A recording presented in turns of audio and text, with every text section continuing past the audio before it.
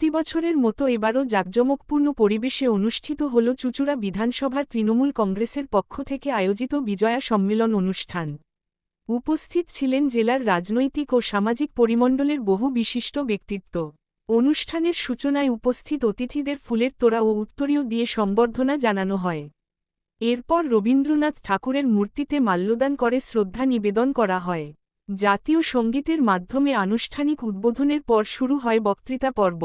অনুষ্ঠানে উপস্থিত ছিলেন চুঁচুড়া বিধানসভার জনপ্রিয় বিধায়ক অসিত মজুমদার, জেলা সভাপতি অরিন্দম গুইন, জেলা জজ কোর্টের পিপি শঙ্কর গাঙ্গুলি, জেলা আইএনটিটিইউসি সভাপতি মনোজ চক্রবর্তী, জেলা যুব সভাপতি প্রিয়াঙ্কা অধিকারী, হুগলি সাংগঠনিক জেলা মহিলা সভানেত্রী মৌসুমী বসু চ্যাটার্জি, শহর মহিলা তৃণমূল সভাপতি মিতা চ্যাটার্জি, শহর যুব সভাপতি অর্পণ মজুমদার, শহর সভাপতি শ্যামাপ্রসাদ মুখার্জি, সহ সভাপতি সঞ্জয় পাল এবং কাউন্সিলর মৌসুমী সাহা সহ আরও অনেকে।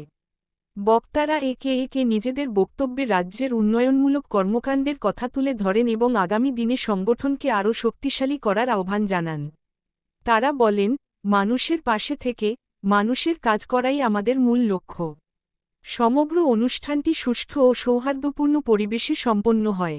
গান গেয়ে সকলকে মুগ্ধ করে তোলেন তৃণমূল নেত্রী মৌমিতা শীপাল। বিজয়া সম্মেলনের শেষে সকল সদস্য ও অতিথিদের মধ্যে মিষ্টিমুখ করিয়ে মিলনোৎসবের আবহে অনুষ্ঠানটির পরিসমাপ্তি ঘটে।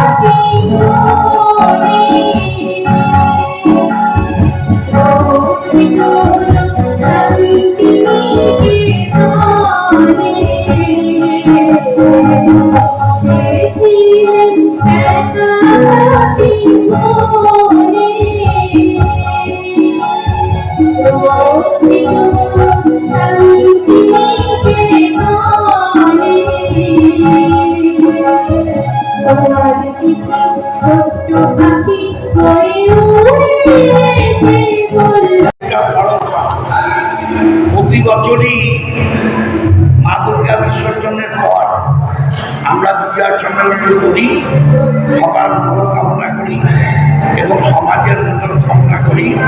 প্রত্যেকে একটা জায়গায় মিলিত হই। এবারও তাই হচ্ছে দলের নির্দেশাকে এবং আমাদের সেনাপতি অভিষেক বন্দ্যোপাধ্যায় এবং দলনেত্রী মমতা বন্দ্যোপাধ্যায় নির্দেশ দিয়েছেন এটা করার জন্যে। আমরা সেইভাবে আমার বিধানসভাটা 7টা পঞ্চায়েত 30টা ওয়ার্ড সবাইকে নিয়ে করছি। আমি মায়ের কাছে প্রার্থনা